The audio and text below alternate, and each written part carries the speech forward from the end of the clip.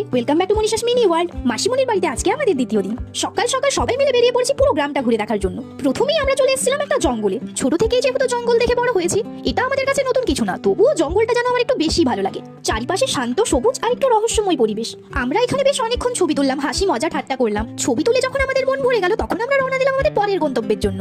নতুন জায়গার সাথে নতুন অভিজ্ঞতা। আজকের দিনটা যে ভারী মজার হবে সেটা এখনই বুঝতে পারছি। জঙ্গলের ভেতরে সরু পথ ধরে আমরা পৌঁছে গেলাম এরকম একটা সুন্দর জায়গাতে, কাশ্মীরের সাইলেন্ট ভ্যালি। কাশ্মীর দেখার সৌভাগ্য যদিও এখনো হয়নি, তবে এই জায়গাটা দেখে মনে হলো যেন একটু কাশ্মীরের ছোঁয়া পেয়ে গেলাম। সত্যি প্রকৃতির মাঝে ডুবে যাওয়ার মতোই একটা জায়গা। কি অপরূপ সৌন্দর্য জায়গাটার। ফোনে হয়তো অতটাও ভালো কাজ করছে না, সামনে থেকে অসম্ভব সুন্দর। সাইলেন্ট ভ্যালির ভেতর দিয়ে হাঁটতে হাঁটতে চোখে পড়লো একটা বিশাল আকার বটগাছ। গাছটা যেন শত বছরের পুরানো, চারিপাশে তার শিকড়গুলো ছড়িয়ে ছিটিয়ে রয়েছে। বটগাছ বেয়ে নেমে আসা ঝুড়িগুলো দেখে আমরা কেউই আর লোভ সামলাতে পারলাম না ওগুলোতে দোল খাওয়ার। সবাই খুব সহজেই দোল খেতে পারলেও দীর্ঘ প্রচেষ্টার পরেই আমি সফল হতে পেরেছিলাম, একটুখানি দোল খেতে পেরেছিলাম। নিজেদেরকে একেবারে ছোট্ট শিশুর মতো লাগছিল প্রকৃতির দোলনায় একটুখানি দোল খেতে পেরে।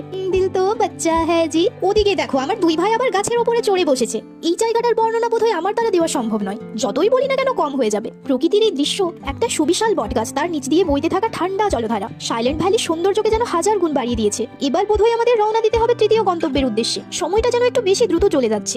এক জায়গার সৌন্দর্য উপভোগ করতে না করতে দ্বিতীয় জায়গাতে পা বাড়াতে হচ্ছে। এই জায়গাটা ছেড়ে এখনো বেরোতে আমাদের মন চাইছে না, কিন্তু তবুও আমাদের বেরোতে হচ্ছে। তবে ভ্রমণের মজা বোধহয় এখানেই। এক গন্তব্যের স্মৃতি শেষ হওয়ার আগেই বোধহয় আরেকটা নতুন জায়গা আমাদের জন্য অপেক্ষা করে থাকে। এই যে ছোট্ট সেতুখানা দেখতে পাচ্ছ, মাঝখান দিয়ে বয়ে চলেছে জলধারাটা, দুটো কিন্তু একই জলধারা। গ্রামের এক প্রান্ত থেকে আরেক প্রান্ত হয়ে বয়ে চলেছে। আজকের এই ভিডিওটা 3 মিনিটের মধ্যে কভার করা খুবই চাপের, তবুও আমি চেষ্টা করছি একটু একটু করে সবকিছুই শেয়ার করার। বার আমরা গ্রামের মেঠো পথ ধরে আবারও বাড়ির দিকে রওনা দিলাম, কারণ বিকেলে আমাদের আবারও বেরোতে হবে লাঞ্চ সেরে। এখনো তোমাদের মাসিমণির বাড়িটাই ঠিক করে দেখানো হয়নি। জানো তো, এখানে প্রতিটা বাড়ি না একই ধাঁচে বানানো। গ্রামের সৌন্দর্যের কথা যদি বলতে হয়, আমি এই গ্রামটার নামই বলবো, কারণ এখানে এলে তোমরা এখনো অনেক কাঁচা বাড়ি দেখতে পাবে। ওটাই আসল গ্রামের সৌন্দর্য। ঝটাপট করে লাঞ্চটা সেরে আমরা আবারও বেরিয়ে পড়েছিলাম সন্ধ্যেবেলা। প্রথমেই আমরা চলে এসেছিলাম আমার ভাইয়ের কলেজে। কলেজটা আমি বেশ কয়েকবার ছবিতে দেখেছি, ভীষণই সুন্দর, কিন্তু রাত্রেবেলা ক্যামেরাতে তা ক্যাচ করছে না। তারপর আমরা চলে এলাম ওয়ান বাইট নামের একটা পিৎজা স্পেশাল ক্যাফেতে। এখানকার পিৎজাটা ছিল দুর্দান্ত খেতে। দুঃখের বিষয় হলো আমাদের ঝাড়গ্রামে এটার কোনো ব্রাঞ্চ নেই।